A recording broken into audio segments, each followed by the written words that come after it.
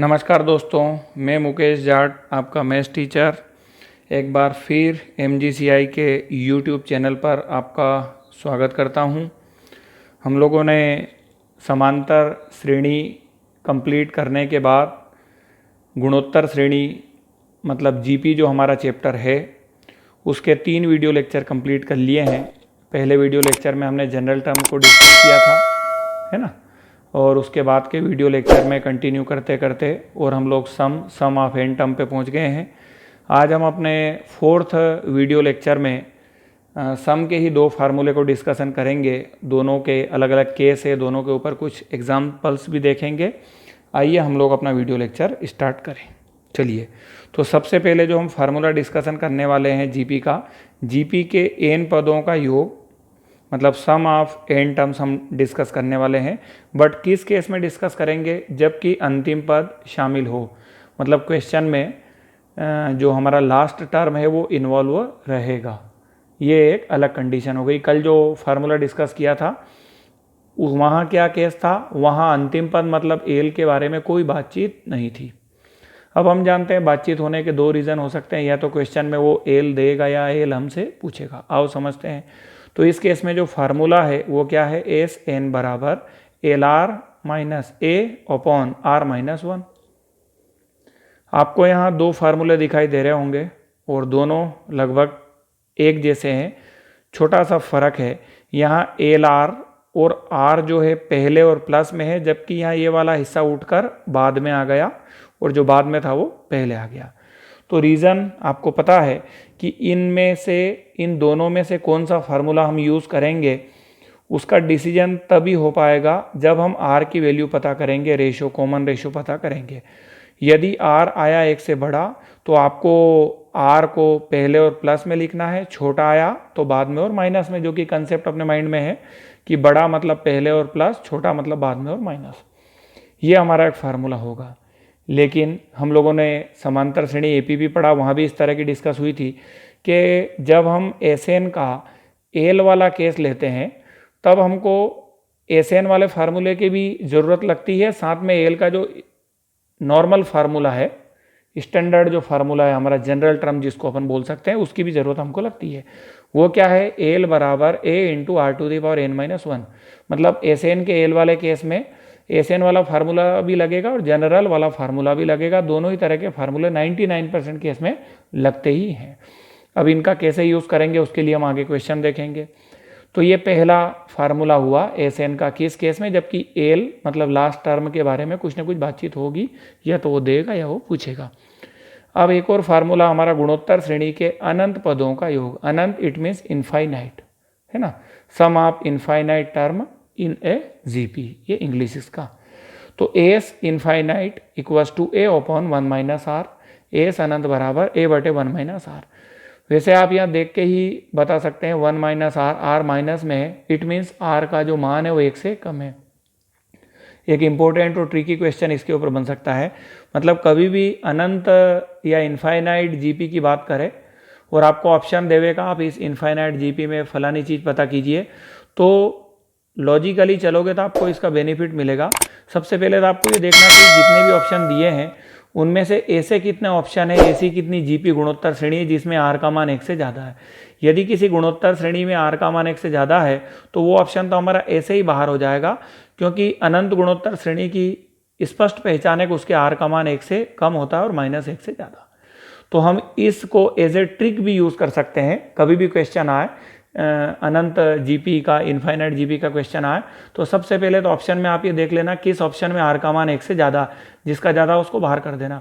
हो सकता है कि वो लॉजिकली चलाना चाहे तो 4 में से 3 ऑप्शन ऐसे आ जाए जिसमें आर का मान 1 से ज़्यादा, आर का मान 1 से ज़्यादा हो गया मतलब वो इनफाइनाइट जीपी है ही नहीं, तो वैसे ही 3 बाहर हो गए तो एक आंसर आपका करेक्ट हो जाएगा। तो बहुत इंपॉर्टेंट ट्रिक है यदि आप इसका यूज़ करो तो। अब ये दोनों फार्मूले हम लोगों ने डिस्कस किए, अब हम लोग इसकी प्रैक्टिस करेंगे बहुत अच्छे से और बहुत इत्मीनान के साथ। आओ एक एक से हम डिस्कशन करना शुरू करें, ठीक है?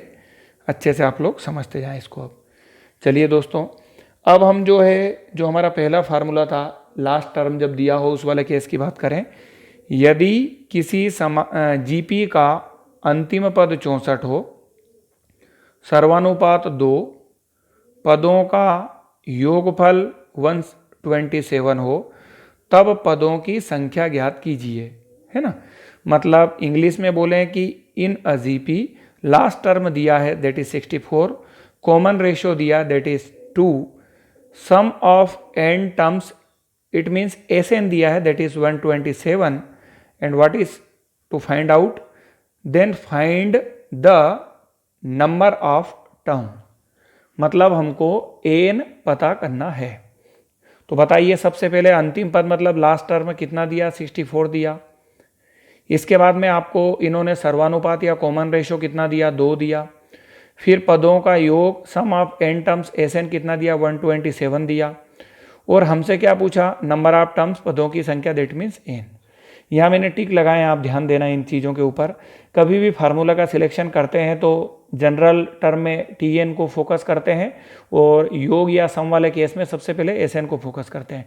सबसे पहले एस एन पे मैंने एक टिक लगाया। इसका मतलब जैसे ही एस एन दिखाई दिया ये मुझे क्लियर हो गया, फार्मूला मुझे एस एन का लगाना है, टी एन का नहीं लगाना, जनरल टर्म का नहीं लगेगा। Point number 1। पॉइंट नंबर 2 कि एस एन के भी मेरे पास आज 2 तरह के फार्मूले हो चुके हैं। कल के लेक्चर मैंने जो पढ़ा था वो उस केस में था जबकि एल इन्वॉल्व नहीं हो, शामिल नहीं हो। आज जो हमारा केस है वो ये है जिसमें एल शामिल है, इन्वॉल्व है। तो सेकंड नंबर पे अपने को ध्यान देना चाहिए एल को। यदि हमारी स्टोरी में एल है, चाहे एल दिया हो चाहे एल पूछा हो, किसी भी तरीके से एल आ सकता है, तो फिर ये डिसाइड हो गया कि हमको एस एन का वही फार्मूला यूज़ करना जिस फार्मूले में एल है। तो सेकंड इंपॉर्टेंट वैल्यू हो गई एल। जब ये फाइनल हो गया कि एस एन का एल वाला फार्मूला लगेगा, देन अपने को आर पे जाना चाहिए कि आर का जो मान है, जो वैल्यू है वो 1 से छोटी है कि बड़ी है। तो आर 2 है, 2 है मतलब बड़ा है। तो बड़ा है मतलब जो फार्मूला अपन लेंगे उस फार्मूले में आर को कहाँ लिखेंगे, पहले। यदि ये -2 होता तो इस वाले हिस्से को बाद में और इस वाले हिस्से को पहले कर देते। और लास्ट क्या है, एन। अब यहाँ से भी एक चीज़ अपने को सीखने को मिलेगी। यहाँ मैंने सम वाला और जनरल फार्मूला दोनों लिख रखा है। आपसे एक क्वेश्चन पूछता हूँ, यहाँ इन्होंने एन पूछा, क्या इस फार्मूले में एन है, नहीं है। क्या इस फार्मूले में एन है। तो इन दोनों में से कौन सा फार्मूला पहले लगेगा, इस बात का डिसीजन इसी एन को देख के होगा। यदि एन दे देवे तो हमें वो फार्मूला पहले लगाना चाहिए जिसमें एन है, अर्थात ये फार्मूला पहले लगाना चाहिए। एन देने के बजाय एन पूछे तो हमें वो फार्मूला बाद में लगाना चाहिए जिसमें एन है, जैसे इसमें एन है। ठीक है। तो इन दोनों में से कौन सा फार्मूला पहले लगेगा, इस बात का डिसीजन एन से होगा। यदि एन देगा तो ये वाला फार्मूला पहले, यदि एन पूछेगा तो ये वाला फार्मूला बाद में। सिंपल। आओ अब हम चलें आगे। तो एन पूछा मतलब ये वाला फार्मूला पहले, मतलब एस एन वाला, सॉरी ये वाला फार्मूला बाद में, मतलब एस एन वाला पहले लगेगा। आओ हम लोग चलें। फार्मूला क्या है, एस एन बराबर L R minus A upon R minus 1। धीरे धीरे वैल्यू फिल करते जाते हैं, रखते जाते हैं। एस एन कितना दिया हमको, 127। फिर हम एल की तरफ ध्यान देवें तो एल क्या है, 64 रख दीजिए। इंटू में आर की वैल्यू क्या है, 2, 64 इंटू 2 लिख दिया मैंने। माइनस में ए नहीं दिया है, मतलब यहाँ से ए ही पता चलने वाला है हमको। आर कितना है, 2 है, और 1 तो रख ही दिया। 64 का डबल कीजिए, 128 माइनस ए, 2 में से 1 कम होगा, 1 आएगा, और नीचे 1 का कोई मीनिंग नहीं होता है, छोड़ दो उसको। अब यहाँ ये माइनस ए जो है उसको उधर ले जाओ, प्लस ए हो जाएगा। 127 इधर आ जाएगा 128 के साथ में, तो उधर प्लस था, इधर आके माइनस। ऐसे करके हमको ए कितना मिल जाएगा, 1 मिल जाएगा। तो यहाँ से हमको क्या मिला, ए मिला। इस ए को ले जाकर इस फार्मूले में यहाँ रखेंगे, तब जाके हमको यहाँ से क्या मिलेगा, एन मिलेगा। आओ आगे बढ़ते हैं। बोलो एल कितना है, क्वेश्चन में दिया है 64। ए मतलब पहला पद दिया है हमको, कितना दिया, सॉरी दिया नहीं, हमने पता किया, अभी 1 आया हमको। आर हमको प्रश्न में दिया है दैट इज 2, और एन हमको पता करना है। आओ धीरे धीरे आगे बढ़े। तो इस 1 का कोई मीनिंग है नहीं, अब हमको एन पता करना है। यहाँ मैंने एक चीज़ लिखी है जो बेसिक लैंग्वेज बताइए आपको। एन पता करना इट मीन्स घात पता करना, घात। जब भी घात अपने को पता करना हो तब ध्यान रखें दोनों तरफ के आधार आपको एक जैसे करने पड़ेंगे। घात पता करना होवे तो आधार बराबर करने पड़ेंगे, और आधार पता करना होवे तो घात बराबर करनी पड़ेगी। इंग्लिश में कहें कि यदि हमको पावर फाइंड आउट करना हुए तो हमको दोनों तरफ के बेस एक जैसे करने पड़ेंगे। यदि हमको दोनों में से एक तरफ का बेस पता नहीं है और एक तरफ का बेस हमको पता करना है तो पावर हमको सेम करनी पड़ेगी। सिंपल सा कंसेप्ट है कि यदि हम बेस सेम कर लेंगे तो बेस से बेस कट जाएंगे और पावर पता चल जाएगी। आओ शुरू करें। तो हमको n पता करना है, मतलब घात मतलब पावर पता करना है, तो दोनों तरफ के बेस एक जैसे बनाएंगे। अब लॉजिकल चीज़ है, 64 में से ही 2 निकलेगा, 2 में से 64 तो निकलने वाला है नहीं। तो अब हम लोग अपने आप से क्वेश्चन करेंगे, क्या मैं 64 को 2 की पावर मतलब 2 की घात में लिख सकता हूँ? जवाब यस में आएगा। 2 की घात 6 करें, 2 टू द पावर 6 करें, वो 64 ही होता है। तो यहाँ 2 टू द पावर 6 हो गया, यहाँ 2 टू द पावर n-1 है, बेस एक जैसे हो गए, बेस से बेस कैंसिल हो जाएंगे, दोनों पावर बराबर हो जाएगी, सेम हो जाएगी, मतलब 6 बराबर में n-1, -1 को इधर लाइए, +1 हो जाएगा, 6 + 1 दैट इज 7, तो n की वैल्यू आ जाएगी 7। तो ये आपने SN का वो वाला फार्मूला भी डिस्कशन किया जिसमें क्वेश्चन में या तो L देता है या L पूछता है। अब हम लोग इनफाइनाइट टर्म की बात करें, अनंत गुणोत्तर श्रेणी की बात करें, और वहाँ भी बहुत छोटे और इम्पोर्टेंट क्वेश्चन बनते हैं, उसको भी अपन सीखने की कोशिश करते हैं। आइए हम लोग देखें। जैसे यहाँ पे एक क्वेश्चन आपको दिखाई दे रहा है, 1 - 1/2 + 1/4 minus up to infinity. Language भी बोल सकता है कि इसके अनंत पदों का योग ज्ञात कीजिए, find the infinite term, find the sum of infinite term for given GP, इस तरह से बोल सकता है, वही डायरेक्ट भी लिख सकता है। तो आप लोगों ने एक चीज़ नोटिस की है कि जीपी मतलब गुणोत्तर श्रेणी आए, सबसे पहले हम ए और आर की तरफ ही भागते हैं। तो ए मतलब पहला पद क्या है? 1 है। आर मतलब रेशियो कैसे मिलता है? दूसरे में पहले का भाग देने पर -1/2 में आप एक का भाग दे भी दोगे तो आना -1/2, ये तो आर वही आ जाएगा। अब एस इनफाइनाइट एस अनंत पता करना, सिंपल सा फार्मूला है, एस अनंत बराबर a/1 - आर। रख दीजिए वैल्यू ए और आर की। आप तो ए की जगह क्या लिखे हम लोग? 1 लिख देते हैं, ये बटे ऑब्लिक लिख दिया मैंने, 1 माइनस, ये माइनस तो आ ही गया। अब आर की वैल्यू चूंकि माइनस में है तो मुझे ब्रैकेट लगा के -1/2 लिखनी पड़ेगी, ये वाली वैल्यू। ये वैसा वैसे लिख दिया मैंने, माइनस और माइनस क्या हो जाएगा? प्लस 1 + 1/2, इसका तिर्यक गुणा कर दो, क्रॉस गुणा कर दो, 2 का गुणा 1 में करोगे 2 + 1/2, 2 + 1/2, 2 और 1 3/2। जब हम इसको ऊपर ले जाएंगे पलट के, दैट इज 2/3, 2/3 हो जाएगा। ये भी एक अनंत गुणोत्तर श्रेणी का ही टाइप आप मान लें। ट्रिकी क्वेश्चन यहाँ से आते हैं। निम्नलिखित का मान ज्ञात कीजिए, find the nearest rational number for given values. इस तरह से आप हिंदी इंग्लिश में उसको बोल सकते हैं। छोटा छोटा क्वेश्चन है, ध्यान दीजिए। सबसे पहला क्वेश्चन है 0.3 डॉट, ये जो ऊपर आपको बिंदु लगा हुआ दिख रहा है इसको बार कहते हैं हम लोग, 0.3 बार, 0.3 बार। अब इस बार का क्या मीनिंग है उसको मैं पहले समझाने की कोशिश करता हूँ। बार का ये मीनिंग है कि 3 मैंने लिखा एक जगह है, परंतु ये एक जगह नहीं है, एक बार नहीं है, ये 3 3 3 3 रिपीट होगा। कहाँ तक? अनंत समय तक ये चलते रहेगा, बंद होने वाला नहीं। तो क्वेश्चन कभी ऐसा भी देता है और कभी ऐसा भी दे सकता है, दोनों ही तरीके हैं लिखने के। मान लो ऐसा भी क्वेश्चन देवे तो भी हमको ऐसा ही लिखना पड़ेगा कि 3 3 3 3 रिपीट हो रहा है, तो जो आंकड़ा एक ही आंकड़ा रिपीट हो रहा है उसको एक जगह लिख के बाहर लगा दो। बहुत सिंपल सी ट्रिक है, ध्यान देना। ये जो मैं आपको समझा रहा हूँ बहुत सिंपल है।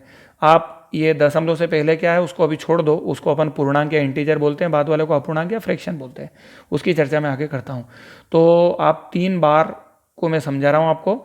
तो आप सबसे पहले जो ऊपर 3 है उसको वैसे लिख देना, और इसके ऊपर बार लगा है, एक जगह से बार आप हटाओगे तो एक बार के बदले में नीचे 9 लिखना पड़ेगा। एक बार हटाया, नीचे 1 9 लिख दिया, सिंपल फंडा। 3/9 कैंसिल कर दो, 3 से कैंसिल हो जाएगा 1/3। और 4 क्वेश्चन है, धीरे धीरे समझ में जाएगा, चिंता नहीं करें। जैसे यहाँ 0.45 है, 4 और 5 दोनों पे बार है, मतलब ये 4 5 4 5 4 5 अनंत काल तक चलेगा, इनफाइनाइट टाइम तक। लेकिन हम तो उसको 4 और 5 को एक बार ही लिखेंगे और डॉट डॉट लगा देंगे, भाई ये बार बार रिपीट हो रहा। तरीका बता ही दिया मैंने, 4 5 को ऊपर वैसे लिख दो सिंपल, और यहाँ पर एक बार था तो नीचे एक बार 9 लिखा, यहाँ बाहर 2 जगह है तो 2 जगह 9 9 लिख दूंगा, मतलब 99 हो जाएगा। तो 45 सिंपल हो गया, 9 9 हो गया। अब इसको 9 द्वारा बाय 9 में कैंसिल कर देता हूँ, तो 9 से 45 कितनी बार कैंसिल होगा? 5 बार, 9 5 45 और 11 9 99, ये मैंने कैंसिल कर दिया। आओ थोड़ा सा और आगे लेके चलता हूँ। अब यहाँ मैंने दोनों संख्या ऐसी ली थी, दोनों नंबर जिस पे बाहर था। अब मान लो मैं 4 6 7 ले रहा हूँ और 6 और 7 पे बाहर है, लेकिन 4 पे बार नहीं है। इसका ये मीनिंग है कि 4 रिपीट नहीं होगा। इसको मैं लिखूंगा इस तरह से, तो कैसे लिखूंगा, 4 तो एक ही बार लिख दूंगा, 6 7 6 7 6 7 6 7 अनंत तक। चलिए इसको सॉल्व करें हम। तो 4 6 7 वैसे ही लिख देना। अब यहाँ एक नई चीज़ आ गई, क्या यहाँ ऐसा कोई आंकड़ा है, ऐसा कोई नंबर है जिस पे बार नहीं? हाँ है। कौन है वो? 4 है। तो जिस पे भी बार नहीं है सबसे पहले उसको इसमें से माइनस कर दो, -4। क्यों 4 माइनस किया? क्योंकि इस पे बार नहीं था। सपोज कल्पना करो 4 6 पे बार नहीं होता, सिर्फ यहाँ होता, तो माइनस में मैं 4 6 करता उस केस में। समझ गए ना? ओके। तो जिस पे बार नहीं है उसको माइनस कर दो। ये ऊपर की कहानी हो गई। और बार को हटाने के बदले 9 लिखते हैं, ये दोनों क्वेश्चन में समझ गए आप। तो यहाँ बार एक जगह नहीं है, 2 जगह, तो 2 जगह 9 लिख दो। अब एक आंकड़ा ऐसा है जिस पे बार नहीं है, तो जिस पे बार नहीं है उसके लिए अपने को 0 लेना पड़ेगा। एक जगह बार नहीं है, 1 0, 2 जगह बार नहीं होता, 2 0, मतलब यहाँ बार होता तो 9 लिख के दोनों के बदले 2 0 लगा देता मैं। तो बार के बदले में 9 और विदाउट बार के बदले में 0। सिंपल, खत्म हो गया क्वेश्चन। 4 6 7 में से 4 माइनस कर दो, 4 6 3 आ जाएगा, 9 9 0, कंप्लीट हो गया आपका। चलिए अब यहाँ तीनों क्वेश्चन मैंने क्या किया था, मैंने दशमलव के बाद में ही कुछ लिया था, पहले नहीं लिया था। मान लो दशमलव से पहले और बाद में भी कुछ आ जाए, इसको अपन पूर्णांक, इसको अपूर्णांक बोलते हैं, है ना। इसको इंटीग्रल पार्ट, फ्रैक्शनल पार्ट कह दो आप इंग्लिश में। तो अब सबसे पहले आप इन दोनों को तोड़ के अलग कर दो, 9 को अलग और प्लस में इसको अलग। सिंपल, पूर्णांश अलग, अपूर्णांश अलग, इंटीग्रल पार्ट अलग, फ्रैक्शनल पार्ट अलग, अलग कर दो। फिर क्वेश्चन आपका पुराना हो जाएगा। इसको आप लिखते जाना, इसी को अपने को हल करना है, सिंपल करना है इसको। 0.5 बार, आप जानते हो बाहर हटेगा 9 आ जाएगा, 5/9 हो जाएगा, बीच में प्लस अपनी जगह रहेगी। 9 का गुणा 9 में करेंगे 81, प्लस में 5/9 86/9। इस तरह से आपने ये रेशनल वाला पोर्शन भी देख लिया, बहुत अच्छे से आपने समझा है। अब इसके बाद में अगले वीडियो लेक्चर में हम बहुत इंपॉर्टेंट हिस्सा लेके आने वाले हैं। वह जो हमारा हिस्सा है वह है जियोमेट्रिक मीन, जिसको हम अलग अलग तरीके से पढ़ेंगे, जीएम। और फिर उसके बाद में अपना प्रॉपर्टीज़ आएगी, जिसके ऊपर से डायरेक्ट क्वेश्चन आते हैं, बहुत बढ़िया ट्रिक प्रॉपर्टी में अपन लोग पढ़ेंगे। और फिर उसके बाद जिस चैप्टर का आप इंतजार कर रहे हैं, लघुगणक, 2 से 3 वीडियो लेक्चर के बाद हम वो स्टार्ट कर देंगे। आप बने रहें, अच्छे से तैयारी करते रहें। Okay, thank you.